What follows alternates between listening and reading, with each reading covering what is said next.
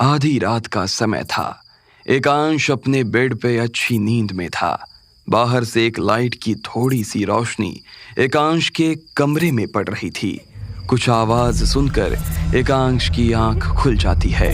वो धीरे से अपनी आंखें खोलता है। उसके रूम के कोने में कोई खड़ा है और रो रहा है। वो एक लड़की के रोने की आवाज है। ऐसा लगता है जैसे कि कोई बहुत दर्द में हो और धीरे से रो रहा हो। एकांश डर जाता है और पूछता है, कौन? दीदी, कौन है वहां? एकांश डरते हुए रूम की लाइट ऑन करता है और देखता है कि कोने में कोई नहीं था। जैसे ही वो चैन की सांस लेता है, उससे अब रोने की आवाज किचन से आने लगती है। वो धीरे से उठ के डरते हुए किचन में जाता है। वहां देखता है कि सिंक में पानी का टैप खुला है।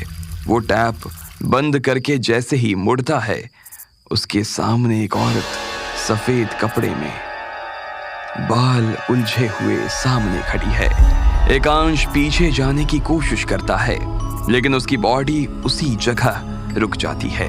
वो औरत रोते हुए उसके पास आती है। उसका रोना भयानक दर्द से भरा हुआ था। एकांश हिल नहीं पाता, जैसे किसी ने उसको जकड़ के पकड़ लिया हो। देखते ही देखते वो औरत एकांश के करीब आ जाती है और उसकी कलाई पकड़ लेती है। एकांश चीख नहीं पाता और वो औरत एकांश के कान में धीरे से बोलती है, मुझे बचा लो एकांश, मुझे बचा लो, नहीं तो मैं सब कुछ बर्बाद कर दूंगी। बचाओ मुझे, बचा लो। और ये कहते ही वो फिर से उसकी कलाइयों को जोर से पकड़ लेती है। एकांश एकदम से नींद से उठ जाता है और देखता है कि उसकी कलाई जल रही है। उसको ऐसा लगता है कि वो रात भर सोया नहीं है। उसे समझ नहीं आता कि ये हो क्या रहा है।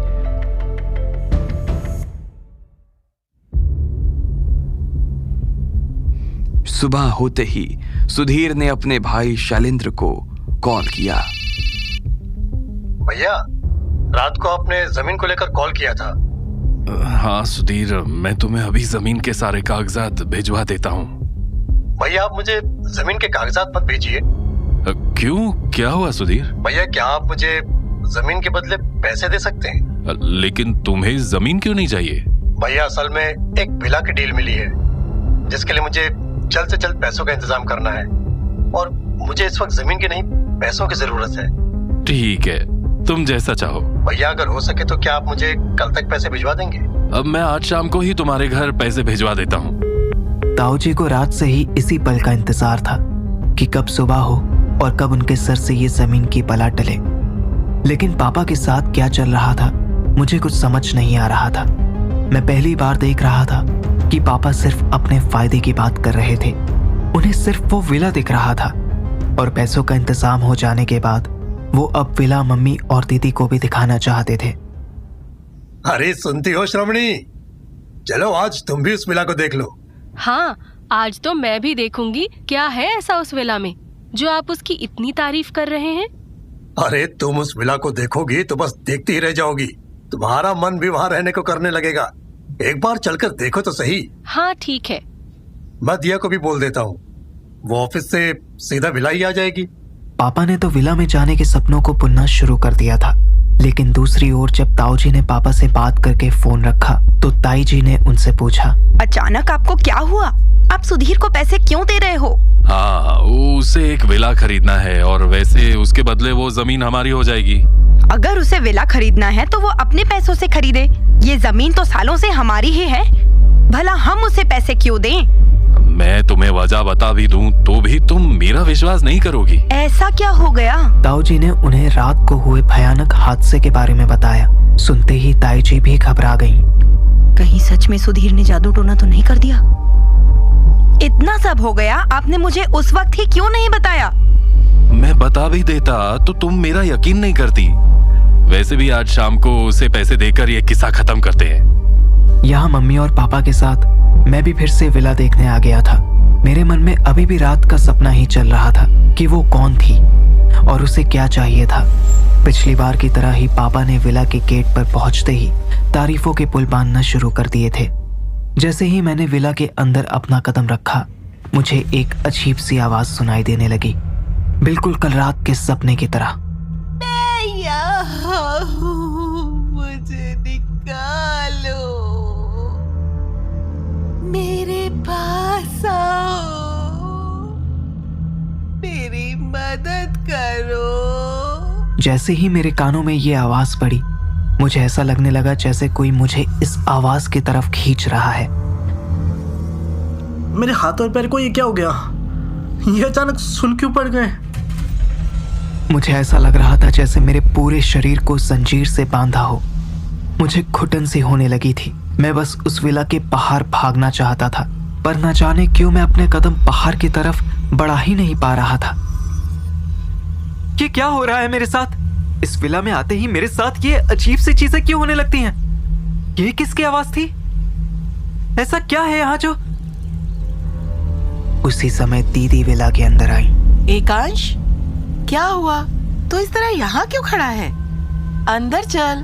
दीदी, मैं अपने पैर बिल्कुल हिला नहीं पा रहा हूँ। ऐसा लग रहा है जैसे किसी ने मुझे जंजीर से बांध दिया हो। तू और तेरा नाटक। दीदी के वहां से चले जाने के कुछ देर बाद अचानक ऊपर की ओर से उनके चिल्लाने की आवाज आई। एकांश, एकांश। और अचानक से मुझे लगा जैसे मेरे हाथ और पैर खुल गए हों, जैसे किसी ने सालों से बंधी जंजीर खोल दी हो। मुझे लगा दीदी किसी मुसीबत में पड़ गई हैं, इसीलिए मैं सीढ़ियों से भागते हुए ऊपर की ओर जा रहा था। मैं भागते हुए जैसे ही दीदी के पास पहुंचा। क्या हुआ दीदी? सब ठीक तो है ना? क्या हुआ तुझे? तो इस तरह हाफ क्यों रहा है? आप यूं चिल्ला रही थी, मुझे लगा आपके साथ कुछ बुरा हुआ। अरे कुछ नहीं हुआ मुझे। मैं तुझे ये बताने के लिए बुला रही थी कि ये देख, ये कमरा मेरा होगा। कितना बड़ा कमरा है ये। तो इस कमरे में आने की सोचना भी मत। हाँ दीदी, ठीक है। आप भी ना। मैंने तो सोच लिया है कि मैं इसी कमरे में रहूंगी, और तू इस कमरे के आसपास भटकना भी मत, वरना मैं तुझे छोड़ूंगी नहीं। दीदी, मुझे तो यहाँ रहना ही नहीं है। मैं इस कमरे में क्यों आऊंगा? कोई पागल ही होगा जो यहाँ रहने के लिए नहीं आएगा। देख रहा है कितना प्यारा, खूबसूरत और आलीशान विला है ये। नहीं दीदी, ये विला जितना अच्छा दिख रहा है उतना ही अजीब भी है। आपको पता है, विला में घुसते ही मुझे अजीब सी आवाजें सुनाई दे रही थी। दिन में भी सपने देखने लगा है तू? अरे दिख नहीं रहा है क्या ये कितनी अच्छी जगह है? ऊपर से इतने बड़े शहर में होकर भी ये घर चारों तरफ से पेड़ पौधों से घिरा हुआ है। उस वक्त बस मैं यही सोच रहा था कि दीदी को अपनी बात का विश्वास कैसे दिलाऊं। उतने में ही दीदी फिर बोल पड़ी। एकांश, ये देख, ये खिड़की से वो झरना देख। झरना कितना नजदीक है ना, और कितना सुंदर भी। जब मैं यहाँ रहूंगी ना, तो पूरे टाइम मैं इस खिड़की पे ही बैठी रहूंगी। झरना भी दिखेगा और पानी की आवाज भी सुनती रहूंगी। और तो और घने पेड़ पौधे होने की वजह से सुबह सुबह चिड़िया भी हमारे आसपास उड़ती और चहकती रहेगी। उतना ही भयानक और खतरनाक भी। चुप कर एकांश, क्या बहकी बहकी बातें कर रहा है? देखना कितना मस्त झूला लगा हुआ है आंगन में। दीदी ने जैसे ही झूले की ओर इशारा किया, मैं बस उस झूले को देखता रहा। उसके बाद दीदी दूसरे कमरे में चली गई। तभी अचानक झूला अपने आप हिलने लगा। मैं घबरा गया। मैंने देखा हवा का कहीं भी नामो निशान नहीं था, पर फिर भी झूला आगे पीछे तेजी से झूलने लगा, मानो जैसे कोई उस पर झूल रहा हो। फिर मैं भागकर दीदी को बुलाने गया और दीदी को फिर से कमरे में ले आया। दीदी, वो देखो वहां झूले को। हाँ, क्या हुआ? नहीं दीदी, ध्यान से देखो, वो अपने आप हिल रहा है। अरे यहाँ हवा देख कितनी तेज है, और इतनी तेज हवा से तो झूला हिलेगा ही। अरे अभी तो हवा नहीं थी, ये अचानक कैसे चलने लगी? दीदी, वो झूला हवा से नहीं हिल रहा है। चुप कर एकांश, जब से आई हूँ तब से कुछ भी बोले जा रहा है। कोई भी मेरी बातों पर ध्यान नहीं दे रहा था। पापा और दीदी को विला इतना पसंद आया कि वो दोनों मेरी बात सुनने को तैयार ही नहीं थे। पापा तो जैसे किसी के वश में थे ही, लेकिन अब लगने लगा था कि जैसे विला को लेकर दीदी भी किसी के वश में हो रही थी। विला देखकर जब हम सब वापस घर आए, मैंने मम्मी से विला को लेकर बात करने की कोशिश की। मम्मी, आपको तो विला पसंद नहीं आया होगा ना? आपको तो वहां जाने का बिल्कुल मन नहीं कर रहा होगा। बेटा, विला तो बहुत अच्छा था। पहले तो मेरा मन नहीं था जाने का, लेकिन उसे देखने के बाद मुझे वहां जाने में ऐतराज नहीं है। वहां का माहौल देखकर मुझे जगह बहुत पसंद आई।